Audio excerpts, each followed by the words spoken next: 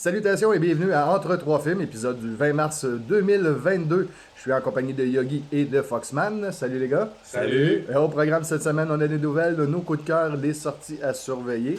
Puis on va commencer ça en parlant de ce qu'on a fait cette semaine, en commençant par Marc-André, tiens. Hey, salut tout le monde! Salut. Ça va bien? Oui. Oui, cette semaine, j'ai continué mon coup de cœur de la semaine dernière, qui est de continuer la série Upload. J'ai presque fini la saison 2, qui est sortie la semaine dernière. Puis qu'on aurait pu prendre l'enregistrement de la semaine passée. Non, c'est que la semaine dernière, j'avais juste vu les 2-3 premiers épisodes de la saison 1. Ah, je t'agace. Sinon, l'autre activité que j'ai faite cette semaine, je suis allé voir la soirée de projection de la cellule de Kino de Québec. OK. Des jeunes vidéastes de la relève qui présentaient leur film au Clap dimanche dernier en soirée. Et il y avait 11 ou 12 courts-métrages. C'est quand même bien. Oui, c'était quand même bien. On a eu, 12, c'est bon. après 8 ans sans être allé dans une soirée kino, j'ai remarqué que la qualité avait augmenté de beaucoup par rapport à ce que se faisait dans le temps où j'étais impliqué dans l'organisme. Quoi, ça filme plus leurs pieds? Non, ça filme plus leurs pieds. Et Faisait ça fait- ça? Tant mieux. Et ça fait. Ah. Il n'y avait pas de film de clown. C'est rare, ça, dans un kino. Ah non, il y a une grosse histoire sur les films de clown. Ah, je sais, c'est pour ça que je disais ça que c'est rare. Je pourrais en parler une autre fois parce que c'était gros insight quand j'étais animateur des soirées à l'époque. Ah, ben on va avoir un dossier spécial sur les clowns de Kino. Ça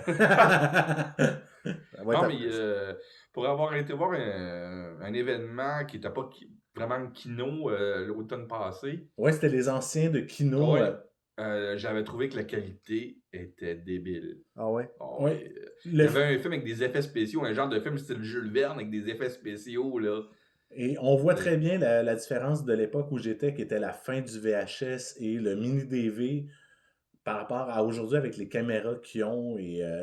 Puis c'est pas juste d'un point de vue technique que j'ai trouvé que la qualité avait augmenté, mais les histoires, la scénarisation, le montage. Plus du cinéma. Oui, c'est beaucoup plus du cinéma qu'à l'époque où c'était des films, sauf exception, c'était surtout des films de gangs qui tripaient ensemble avec beaucoup d'inside.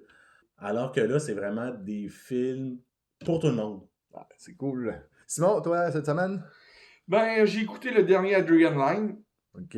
C'est comme un de ces films des années 80, finalement. Ça faisait 20 ans cette année qu'il n'avait pas sorti aucun film, puis on comprend pourquoi qu'on l'écoute. Le gars n'a pas évolué d'un iota. C'est un thriller érotique, parce qu'on sait très bien qu'Adrian Lyne n'a jamais fait d'autre chose que des thrillers érotiques, à part Jacob Ladders, qui est son film qui n'est pas un thriller érotique. Ça revient au même de tous ces films. C'est très prévisible. Le scénario, il y a des trous dans le scénario comme c'est pas possible. Mais il y a quand même une bonne performance de Ben Affleck puis d'Anna de Armas, qui est toujours belle à voir. C'est un bonbon Puis pour toi, l'œil. tu vas y baisser, ils vont avoir un point de plus pour toi. Ouais, sûrement. Moi, il y a un point de plus, je peux te le dire. Fait qu'il va falloir que j'aille. Je vais essayer de me procurer ce film-là. Puis j'ai écouté un documentaire qui s'appelle... Oui, j'ai écouté un documentaire. Non, Ah, c'est toi, blague. un documentaire. Non, mais tu sais, c'est la joke de l'ancienne émission. Là. J'ai écouté un documentaire, bon, on passe à d'autres choses. On passe à un autre appel. Non, Surtout que toi et les documentaires, tu considères vraiment pas ça comme Non, cinéma habituellement. j'ai jamais dit que c'était du cinéma. J'ai écouté un bon documentaire sur la vie des frères Warner. Ça s'appelle les Brothers Warner. Ça peut être bon, par exemple. C'est très intéressant parce qu'on voit le début d'Hollywood, comment ils ont fondé la compagnie, comment ils ont vendu la compagnie, comment ils se sont déchirés intérieurement. Entre-déchirés. Oui, puis moi j'ai trouvé ça super intéressant parce qu'on voit vraiment, admettons, qu'est-ce que les autres pensaient à l'époque, ça reflète les films qui sortaient aussi à cette époque-là. Puis il n'y avait pas juste Jack Warner comme tout le monde pense, là, il était vraiment 4 frères. Donc, pour un féru d'histoire du cinéma états-unien, ça doit être génial. Là. Oh oui, c'est vraiment très, très, très, très, très intéressant. C'est réalisé par la fille d'un des frères Warner, justement. OK. Y a-tu un titre, ce C'est les documentaire? Brothers Warner. Les Brothers. The Brother Warner, Okay. ou les Brothers Warner en français. Ouais. Ce qui existe en français aussi, sur le titre Les Brothers Warner. Dans mon cas, moi, j'ai écouté quelques films cette semaine, dont un que j'ai de la misère à situer vraiment si j'ai aimé ou pas. C'est Aniara, qui est un film de science-fiction où que les gens sont dans un vaisseau spatial parce que la Terre est en train de se détruire. Ça me fait penser un petit peu... C'est pas du déjà vu. Ben, en fait, oui, c'est l'histoire dans une galaxie près de chez vous. Sauf que... Sérieux? C'est ça. Ils sortent, puis là, ils veulent trouver une planète où ils s'en vont tout installer le monde qui vivent sur le vaisseau. Puis, le Romano Fafard, as-tu de l'air d'une canne de conserve? Ouais, non, le vaisseau est pas mal plus intéressant que le Romano Fafard quand même. Mais le film, je suis comme entre déchiré. Il est-tu bon ou il est pas bon? C'est un film qu'il va falloir que les auditeurs voient par eux-mêmes pour se faire une idée, parce que moi, je pourrais pas vous dire si je le recommande ou pas. Ils s'en vont sur une planète, puis finalement, ben, le vaisseau, il est out of course, donc il se fait comme dévier. Puis de là, tout le drame commence. OK, fait que c'est dans une galaxie près de chez vous, rencontre Lost in Space. Ça ressemble un peu à ça, effectivement. C'est rien de nouveau, mais c'est toujours intéressant de voir les gens, comment ils réagissent dans des circonstances pareilles. Là. Fait que pour le jeu des acteurs, c'était intéressant. Là. Puis sinon, ben, j'ai écouté Scream de 2022. Wow, moi j'ai eu de la misère à le finir, sérieusement. Vous me donnez vraiment pas le goût de le regarder. C'est pas un correct. mauvais film. C'est pas un mauvais film. C'est à cause que on a tellement vu des films du genre que moi, personnellement, au bout de 15 minutes, après le pré-générique, je savais c'était qui les meurtriers. Donc, je suis mieux de Moi rester dans aussi. les vieux slashers des années 80. Je vais avoir plus de plaisir à regarder ça. Ben, c'est pas de la qualité des Scream écrits par Kevin Williamson. Là. Puis, il n'est pas Wes Craven qui veut comme réalisateur. Oui, mais Wes Craven, c'était pas lui la vedette. C'était vraiment Kevin Williamson qui était la vedette des films de... le chef d'orchestre des Scream. Tu sais, Wes Craven est allé à cause du nom. Wes Craven à l'époque. C'est pas que j'ai rien contre Wes Craven, c'est un des meilleurs réalisateurs de tous les temps. Mais sur Scream, c'était plus une commande. Parce qu'il voulait plus rien savoir à l'époque de faire des films d'horreur. C'est ça qui l'a relancé dans l'horreur. Parce qu'il avait fait le Music from the Heart, je pense, à la même époque que Scream, qui était un film avec Gloria Estefan puis Meryl Streep. Ah ouais. T'sais, non, il était rendu qu'il voulait faire du cinéma. Ça ressemble un peu à l'opus de Monsieur Holland, un peu comme un film. Mais il voulait faire des autre films. chose. Parce que lui, c'était pas un gars d'horreur du tout au départ. C'était une trajectoire qui était en venue. Puis quand ils ont donné Scream, il dit « Je veux pas le faire ». Puis là, quand il a lu le scénario, il rit de moi là-dedans, finalement, fait que je vais le faire. Je vais le faire. Ça l'a relancé sur plusieurs films d'horreur par après. Il est revenu à l'horreur quand c'est ton gang-pain, quand tu craches pas sur un chèque de paye. Non, c'est sûr et certain.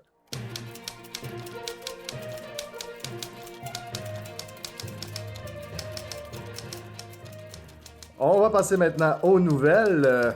Il y a des trailers qui sont arrivés cette semaine, Simon. Oui, il y a eu des trailers, dont un trailer pour un film de DreamWorks Animation qui s'appelle Puss in Boots. Oui, Puss in Boots. Wish. Ou The Last Film. Peut-être The Last Film. Le film s'appelle The Last Wish. Le dernier... Le retour d'Antonio Banderas dans le rôle du Chaboté. Non, mais je m'ennuie de Zorro. Ouais. Juste avoir la bande-annonce, entendre la voix, parce que oui, il prend la même voix que quand il faisait Zorro, parce que c'est une parodie de Zorro. Ouais. Ce gars-là est fait pour jouer ce genre de rôle-là. Même par la voix, tu le sais qu'il y a le charme juste dans la voix. T'as le côté sensuel. Oh oui, extrêmement. Mais c'est bon. C'est vraiment bon. Ensuite de ça, il y a eu une petite bande-annonce pour Netflix sur une série télévisée qui s'appelle The Pentaverate, qui est une affaire sur une Illuminati avec Mike Myers. Mike Myers? Oui, c'est Mike Myers qui crée la série et écrit la série. Mais ça a l'air pas bon. Ben, parce que, il me semble, sa carrière, elle avait comme... c'était chuté, mais là, ouais.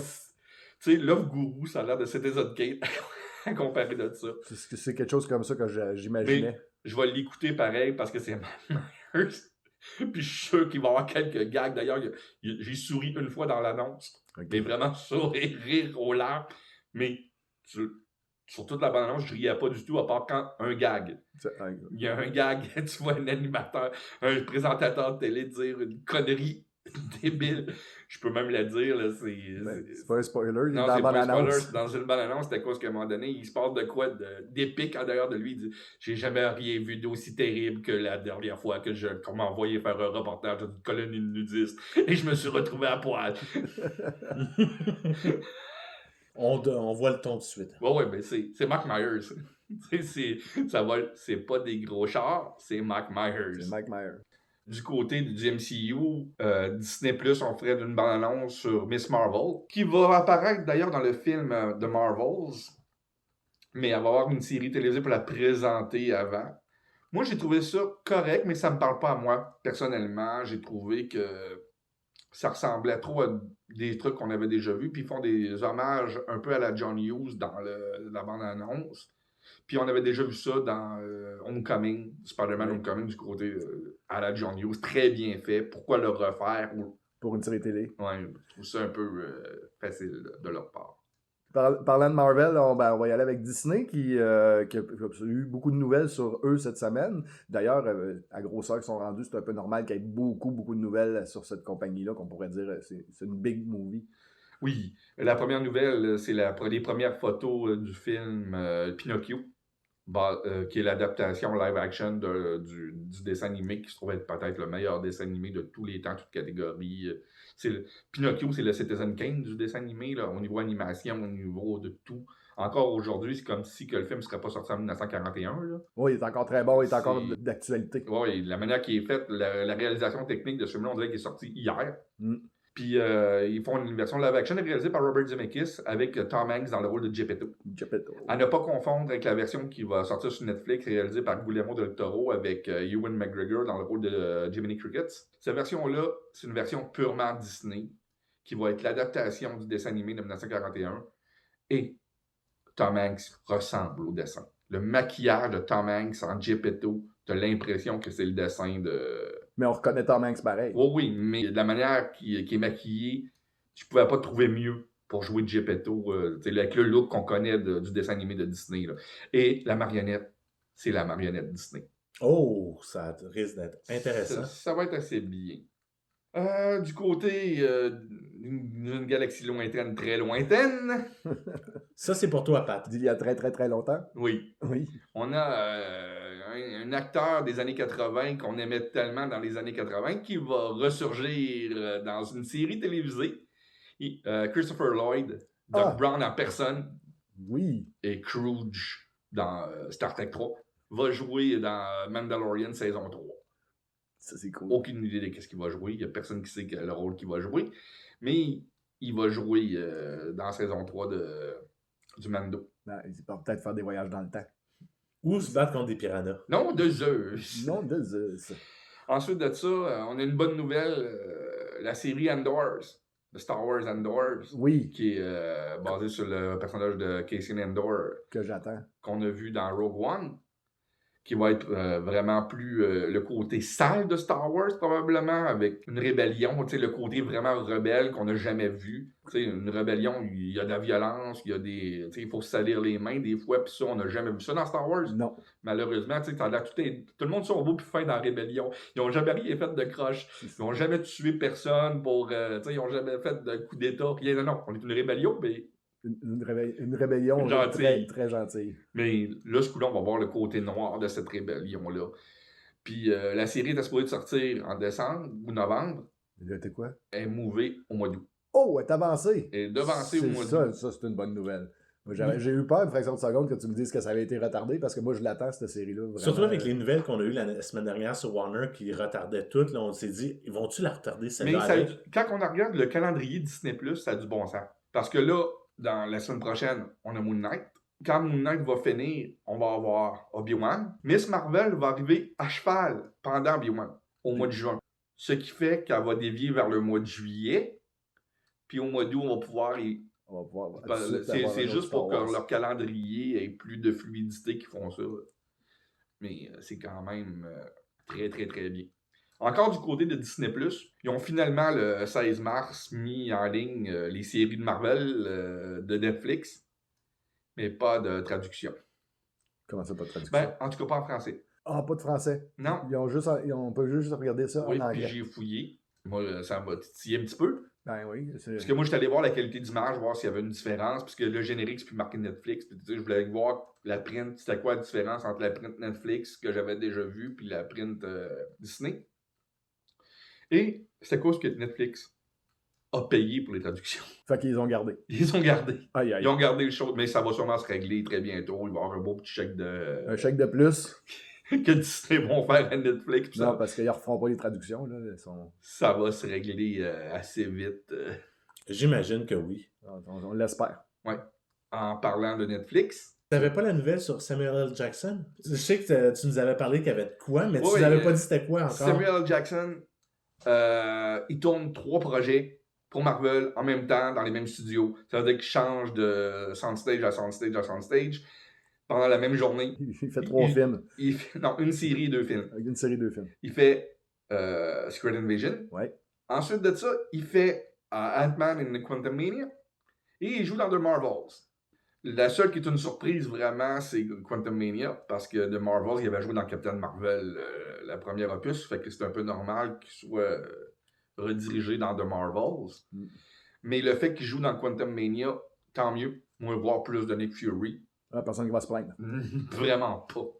Il semblerait que les clients de Netflix qui vont perdre un privilège qui était bien apprécié. Ben, si t'as pas un privilège, puis quelqu'un qu'on lit les termes d'abonnement, c'était illégal. Okay, ça a toujours été illégal. Ça a toujours été illégal, mais il le laissait passer. C'est que quand vous êtes plusieurs, tu sais, toi, Pat, tu t'achètes Netflix. Ouais. Tu te loues Netflix. Moi, pas d'argent. Pat, donne-moi ton mot de passe. Fais-moi un profil, donne-moi ton mot de passe. Mais ça, le monde ne pourra plus partager leur compte. Ah, ben ça, je sais qu'il y a du monde qui, mettons, il y en a un des deux chums ensemble, un des deux qui payait Disney+, l'autre payait Netflix. Exactement, mais là, Netflix ont décidé de prendre des grands moyens. C'est-à-dire que leurs moyens, tu vas pouvoir avoir autant de comptes, de profils que tu veux sur ton compte, mais il va falloir que ce soit sur ton IP. Ben là. Ça veut dire que dans ta maison. Ça veut dire que tes enfants vont pouvoir écouter nombre de fois n'importe qui leur série. Ta femme va pouvoir écouter ces films. Mais si moi qui reste à 20 km de chez vous, j'essaie de me connecter, ça ne marche plus, puis toi, tu vas te pénaliser. Mais si moi, je pars avec mon téléphone puis je veux me plugger. Oui. Il va y avoir une affaire qu'on va pouvoir faire tant d'heures par semaine mobile.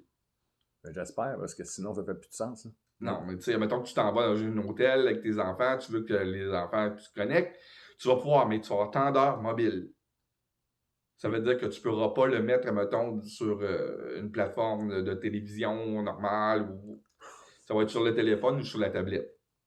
Et j'en connais qui doivent grincer des dents présentement. Là. Mais ils ont promis quelque chose. On va pouvoir le faire, pareil. Mais il va falloir payer 3$ de plus par profil. Ah, c'est bon. Donc, quelqu'un qui a un compte à sa maison puis qui regarde la fin de semaine des émissions sur son chalet, il ne pourra plus le faire. Il va pouvoir le faire s'il prend son temps d'heure, mais en faisant genre, j'envoie mon téléphone dans la télé. Ou ma tablette. Ouais, il va falloir que ça soit à partir d'une application mobile. OK. Mais ces temps d'heure ne sera pas illimité. Là, il essaye dans 3 pays à partir d'avril, puis ça va s'épanouir dans d'autres pays très, très prochainement. Donc, j'imagine qu'ils vont finir par vendre des heures supplémentaires. Ah oui. Ils vont non, c'est sûr. Tout pour faire de l'argent. Hein? Mais là, je me pose une question. Moi, j'ai juste un ordinateur portable. Fait que quand je suis chez nous, je vais écouter avec mon ordinateur portable. Oui, mais ça va être... tu vas avoir une affaire principale. Si tu n'as pas de choses physiques, tu vas pouvoir lui dire « ça, c'est mon appareil principal ». Ah, okay. Ils vont le calculer comme un appareil, comme ton appareil. Okay. Mais si tu as des neveux et nièces qui ont des profils qui sont chez vous, là, ils ont le droit d'écouter tout ce qu'ils veulent. Ah, comment parce que ton IP, c'est le même IP. Je trouve que c'est compliqué la vie du monde pour rien. En tout cas, moi, je suis pas déçu parce que j'ai pas Netflix. Je connais du monde qui sont très, très déçus. Ben, j'en connais plusieurs qui ont des comptes familiales. Ben oui. Ça marchera plus. On a une grosse nouvelle, une sortie de film qui va avoir... J'avais une autre nouvelle. Ah oui? Netflix. J.J. Abrams va produire une série télévisée Netflix sur une biographie. C'est scénarisé, c'est vraiment comme un drame biographique sur YouTube. Wow! Qui c'est qui va jouer Bono et The Edge? Je le sais pas. On sait pas. Adam Clayton, puis l'autre, on s'en fout. C'est l'acteur, mais The Edge puis Bono, j'ai hâte de voir le casting. J'espère juste que ça va être mieux que la prochaine biographie de musicien qu'on va voir avec Weird Al Yankovic, joué par Daniel Radcliffe. J'espère que ça va être mieux que ça. Oui, j'ai hâte de voir ça, la vie de Weird Al Yankovic. Ouais, mais il engage des nains dans les Stormtroopers.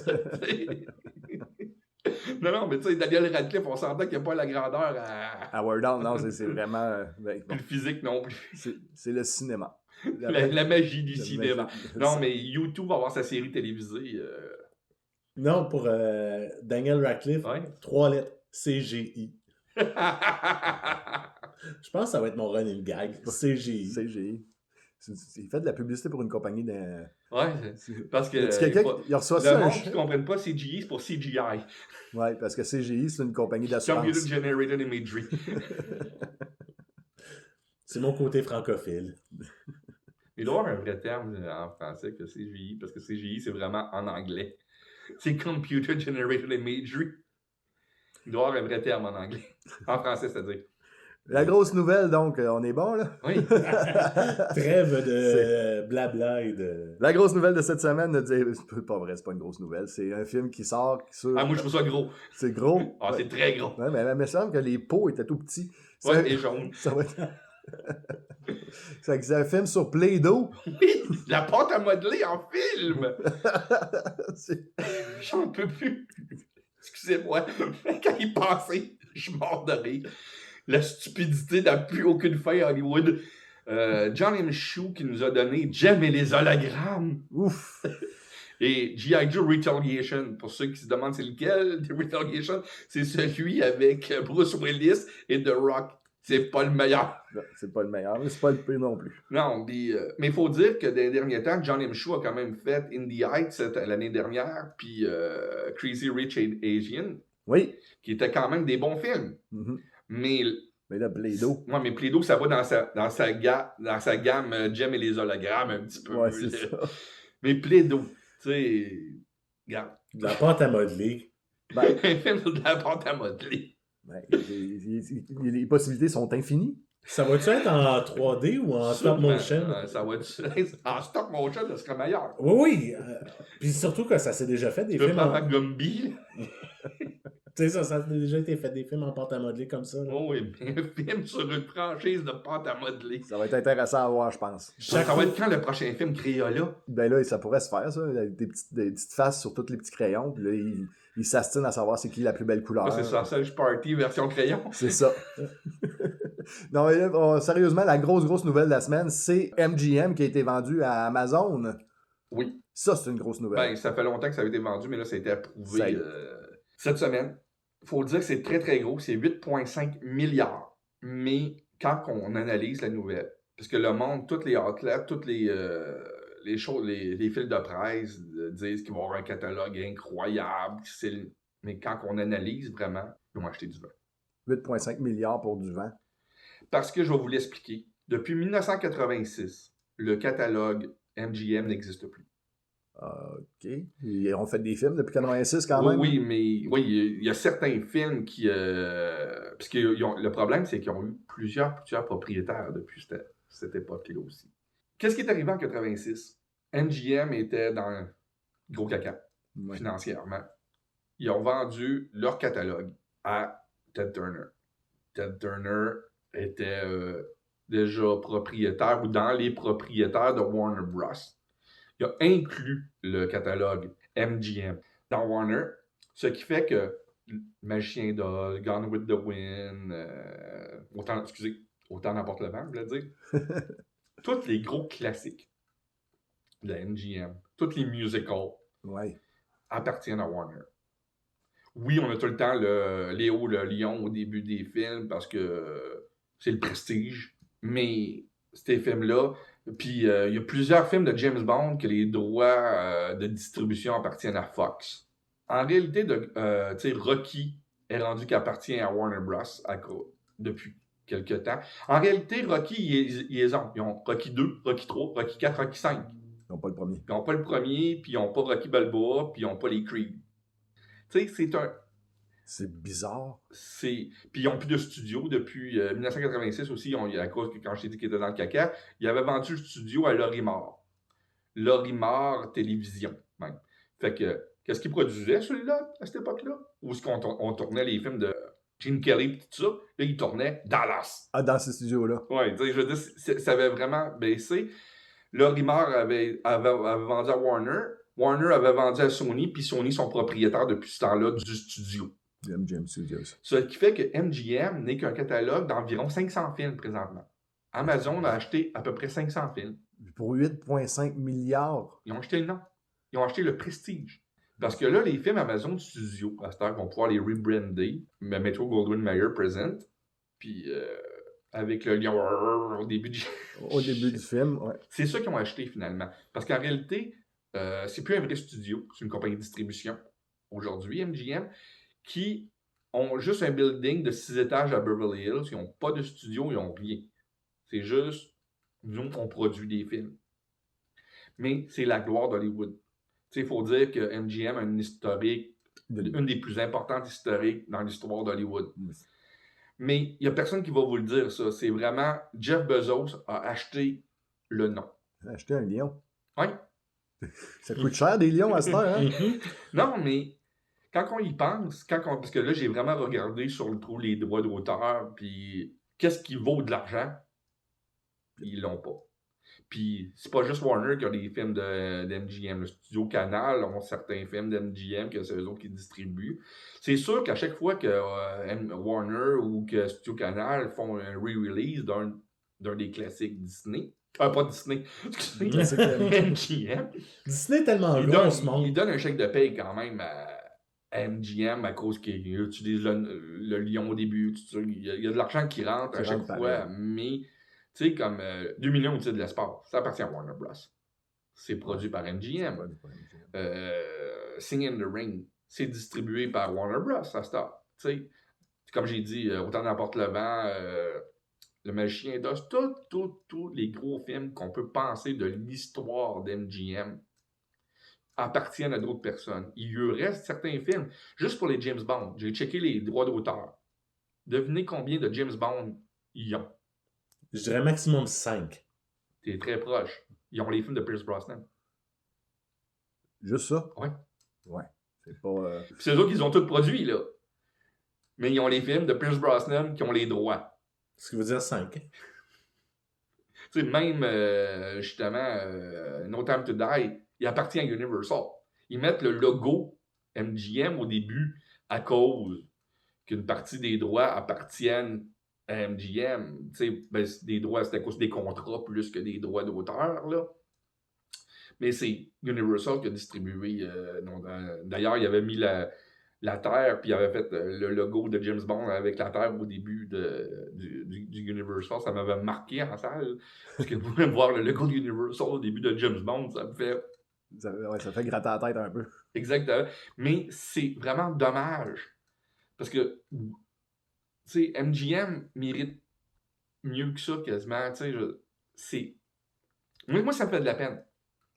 Personnellement. Ben, c'est un gros pan de l'histoire. C'est un grand pan de l'histoire. Jeff Bezos, je sais qu'est-ce qu'il veut faire avec ça. Il veut remplir Amazon Prime des 500 films qu'il a acheté. Puis que tous ces films, à partir de maintenant, soient des MGM. Oui. Il a acheté, comme tu dis. Il a acheté le prestige. Le prestige de la compagnie. Oui.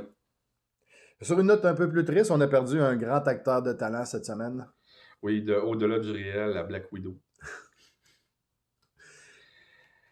William Hurt nous a quittés. Ouais. Pour moi, c'est quelqu'un de très important dans l'histoire du cinéma. Parce que on parle de Spencer Tracy, de Tom Hanks, de toutes les dynasties qu'on appelle d'Oscar. Ouais. Mais une qu'on oublie souvent, c'est celle de William Hurt. De 85 à 87, 3 nominations en 3 ans. C'est un exploit, là. Oui, 85, 86, 87. Il y a eu des nominations aux Oscars, dont un pour Le baiser de la femme araignée. Il est en nomination pour Les enfants du silence, puis pour Broadcast News. Broadcast News, on s'entend, c'est un des meilleures comédies des années 80. Là. C'est tellement drôle comme film et tellement excellent. réaliste. C'est excellent, ce film-là. T'sais, tous ces rôles, Accidental Tourist, Les copains d'abord, Body Heat, Eyewitness, Gorky Park, La rivière des Jérémies. J'attendais que tu la sortes, celle-là. Je m'en allais dire, il a une carrière extraordinaire, puis lui, il fait comme... Non, mais ça, c'est drôle parce que oui, il a joué au Québec dans un téléroman. Parce que ce gars-là, ça, je voulais en venir avec ça, il n'y avait aucun shame à jouer dans n'importe quelle branche du spectre de l'acting comme acteur. Il pouvait jouer dans un téléthéâtre, il pouvait jouer dans un téléroman, d'un autre pays. Puis il jouait au moins, j'ai calculé qu'il jouait dans environ 3 langues. Il est capable d'acter fluidement dans 3 langues minimum. Qu'est-ce qui est très rare? Il a joué dans une version de Dune. Oui. Il faisait Leto Atreides, le rôle qui est joué par Oscar Isaac dans la version de Denis Villeneuve. Il a déjà joué le rôle. Il a joué dans Lost in Space. Il a même joué dans le MCU. Il faisait Thaddeus Ross. Oui. T'sais, Il a joué dans un film de Léopold, oui. Le Papillon Bleu. Oui. J'ai juste la chanson thème de Marie-Hélène Thibert dans la tête à cause de ça. Avec Pascal Bussière, d'ailleurs. Oui. Qui joue dans le film. Moi, c'est ça qui m'avait marqué plus que William Hurt. Moi, à l'époque, je travaillais dans une épicerie puis on entendait la chanson de Marie-Hélène Thibert aux 45 minutes. C'était pas un bon film. Je sais pas, j'ai jamais voulu voir le film à cause de la chanson thème, malheureusement. Non, William Hurt, justement, il jouait dans les films étrangers. Il se contentait pas de jouer dans les films américains. Il a été reconnu beaucoup pour sa collaboration avec Lawrence Kasdan, qui a fait plusieurs films avec Lawrence Kasdan. D'ailleurs, un rôle que j'ai réécouté cette semaine, parce que j'ai écouté plusieurs films de William Hurt en conséquence. Puis quand j'ai écouté I Love You to Death cette semaine, il joue un proto-dude. OK. C'est le dude 5-6 ans avant que Jeff Bridges joue le dude. Mais quand tu y penses, c'est le gars qui jouait dans Accidental Tourist, puis il était capable de jouer n'importe quoi. Du gars qui est du pothead à aller au lecteur de nouvelles, à aller au scientifique. Le gars était versatile. De façon extraordinaire. Puis c'est une des dernières lueurs d'Hollywood, comme je vais l'appeler. Il y avait un aura, un genre de Gregory Peck, de Spencer Tracy. C'était quelqu'un, qui avait de l'air noble à l'écran, c'est très, très rare. Puis il y avait une qualité d'acteur qui datait comme du Golden Age, en fait, style. Ouais. Puis ça, c'est une qualité d'acteur qu'on retrouve plus aujourd'hui. Ou très peu. Oh oui, c'est très, très rare qu'on peut voir. On dit, comme un James Stewart, admettons. Ça, c'est un monsieur. William Hurt, c'était ça. Puis même s'il y a eu un creux dans les années 90, il était revenu au début des années 2000 avec History of Violence de David Cronenberg, qui avait une nomination aux Oscars. Le gars était capable de faire n'importe quoi. Puis c'est une plus grosse perte que le monde pense, William Hurt. Il est arrivé de nulle part. Il avait fait quelques apparitions à la télévision, dont un épisode de Kojak. Puis, bang, en 80, il a joué dans Altered State. Puis, tous les grands réalisateurs, il a joué avec Spielberg, tous les grands réalisateurs ont voulu avoir William Hurt tout de suite. C'est quelqu'un qui... Ils ont répondu au talent, puis tellement de classiques quand on y pense, quand on regarde sa filmographie, là, tellement de classiques comme Lost in Space. Très grand classique. Écrit par Akiva Goldsman. Non, mais c'était une blague, là. Tu sais, comme juste les copains d'abord. Oui. Tu sais, même si c'est pas un film qui parle à notre génération, à nous, on entendait parler de ce film-là par du monde de l'âge de nos parents. Il parlait beaucoup dans les années 80 de ce film-là. Tu sais, Broadcast News, j'en parlais. Le baiser de la femme araignée, il fait un travesti dans le baiser de la femme araignée. Tu sais, le gars a joué un potel, puis après ça, il va jouer un travesti. Là. Tu sais, il y avait un genre d'art d'acting qui était incroyable. Tu pouvais y faire qu'est-ce que tu voulais. Il avait appris à parler fluemment le langage des signes pour jouer dans Les Enfants du Silence, que d'ailleurs, dans Rivière des Jérémies, il le réutilise. Il parle avec le langage des signes. Une fois que tu l'as, ça devient comme un arc à ta... Une flèche à ton arc ou une arc à ton flèche. C'est une flèche à ton arc. Une flèche à ton arc. Une flèche à ton arc. N'importe quoi. Une corde. Une corde à ton arc. Ah, on était loin, mais on a réussi à trouver. William Hurt, pour moi, c'est une grosse perte. Oui, qu'il repose en paix. 71 ans. Mais il allait avoir... Il allait avoir 72 quelques jours plus tard, je pense. Non, il allait avoir 60... Il est né en 50. Oui.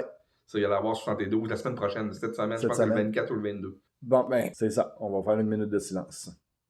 Non, c'est pas vrai.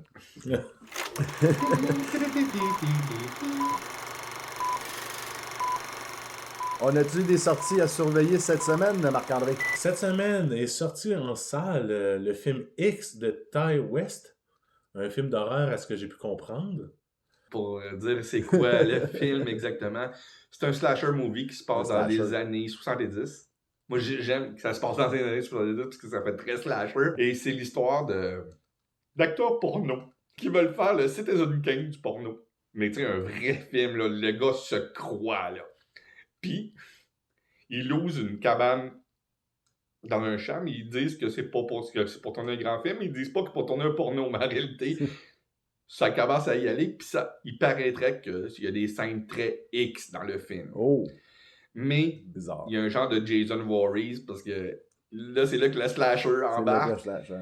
Imaginez, quand on fait l'amour dans un film de slasher, qu'est-ce qui arrive? Imaginez, avec des acteurs porno, ça veut dire que tout le monde y passe. Ensuite, un film qu'on a parlé tantôt, Deepwater, d'Adrian Lane. Il y a un film coproduction France-Québec qui est 3 fois rien de Nadège Loiseau avec Antoine Bertrand. Ah, je pensais avec Louis Morissette. Non, c'est pas ça. C'est pas l'adaptation de la série télé. Non. Et l'autre film qui est sorti cette semaine, c'est un documentaire de Charlotte Gainsbourg sur sa mère qui s'appelle Jane par Charlotte. C'est un film sur James Birkin. Et c'était les sorties de la semaine. Merci. Très naturel. Ça faisait très, très professionnel, je trouve, moi. C'est extraordinaire. On va te garder. Attendez, je vais prendre ma voix un peu plus grave et très sérieuse. Les coups de cœur de la semaine. Et nous passons maintenant à nos coups de cœur et on va commencer ça par Marc-André. Oui, cette semaine, mon gros coup de cœur, c'est un coffret que j'ai reçu l'année dernière que j'ai ouvert. C'est un coffret sur les 20 premières années de Godzilla fait par Criterion. Fait que tous les films de 54 à 75 sont pas tous bons. Ah non, les films avec Jet Jaguar, là, c'est tellement bon. C'est lequel qui parle de pollution? C'est celui de 72, je crois. C'est un des... Oui, c'est un des pires, par contre. Juste voir l'évolution de Godzilla de 54 à 75, la première...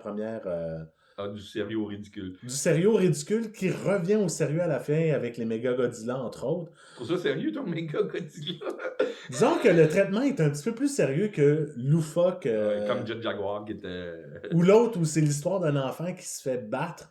Ah, puis... c'est celui avec Jet Jaguar, justement.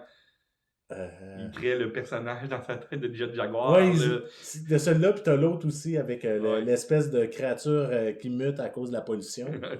C'est les deux, à mon avis, les deux plus pénibles à regarder, mais reste quand même que... C'est celui qui a Minia dedans, hein? Je pense que oui. Celui-là, ça fait longtemps que je l'ai vu, c'est pour ça que... Non, mais Minia, c'était trop hot. On aurait dit des Gumby avec un nain dans un costume. Mais reste quand même que... D'un point de vue général, cette série-là, pour le cinéma japonais, les films de kaiju... La qualité des maquettes. La qualité... Et les 3 premiers qui étaient en noir et blanc, qui sont... Les 2 premiers. T'as le premier, le retour, puis t'as celui avec King Kong, qui est aussi... Non, il est en couleur, King Kong. La version que j'ai est en noir et blanc dedans. Non, c'est impossible. Il est toujours en couleur. Je vais revérifier. King Kong vs.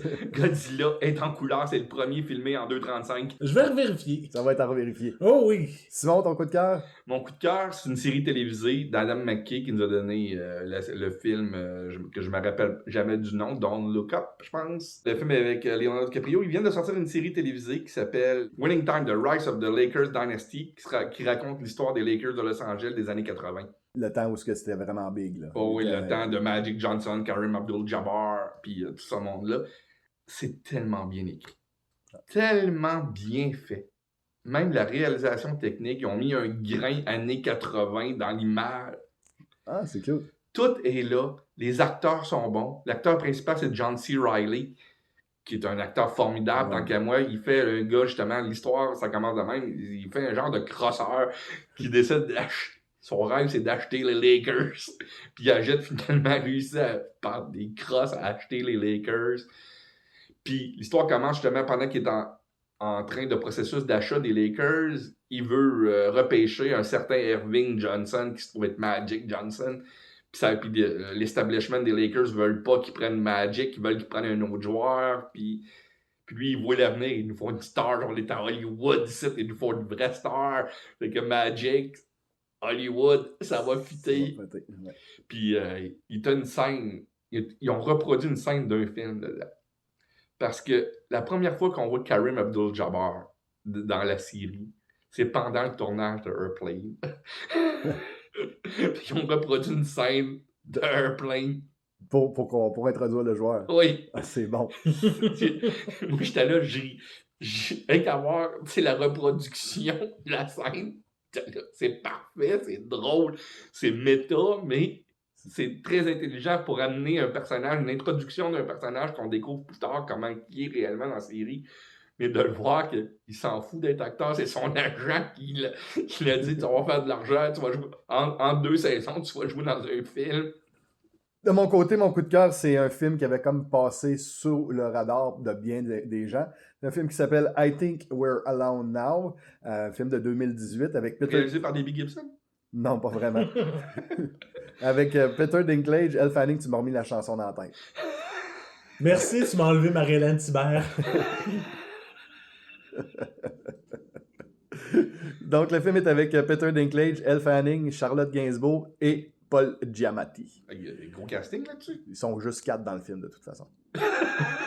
C'est un film post-apocalyptique où ce que Peter Dinklage, qui est un petit peu un sociopathe d'une certaine manière parce qu'il déteste les gens, et là, lui, il est heureux parce que tout le monde est mort et il reste juste lui dans sa tête. Fait qu'il est tout le temps tout seul, jusqu'à temps que Elle Fanning apparaisse dans sa vie. Puis là, ben, ça menace sa solitude. Non, mais moi, je serais pas déçu. Moi non plus, mais Peter Dinklage, le rôle qu'il joue est vraiment un super acteur, encore une fois. Moi, il me surprend à chaque fois que je le vois à l'écran. Il est très, très, très, très bon. Elle Fanning aussi se débrouille bien. Paul ne peut pas faire de mal, le Giamatti. Il est tout le temps... Giamatti. Non, j'avais Chepeto dans la tête. Ça a sorti Giamatti. Lui aussi... C'est un acteur parfait. Ouais. C'est ça. Puis Charlotte, ben c'est Charlotte. Ouais. On en a parlé tantôt. Oui, pour son film. Il y a 2 Charlotte Gainsbourg. Il y a Charlotte Gainsbourg d'un Nymphomaniac, puis celle-là d'Independence Day Resurgence. Je sais pas c'est laquelle des deux qui se présente au bâton. Non, c'est un film très, très pour tous. Non, mais c'était quoi? C'est la version Resurgence. Resurgence, c'est ça. En espérant que vous avez apprécié cet épisode et que vous serez de retour pour les prochains, vous pouvez nous suivre sur baladoquebec.ca, Spotify, iTunes, Google Balado, Facebook et YouTube. N'oubliez pas d'appuyer sur les j'aime et de vous abonner à nos pages. On vous en remercie d'avance. C'était Entre 3 films. Je suis toujours DJ Patoff en compagnie de Yogi et Foxman et on vous dit à la prochaine.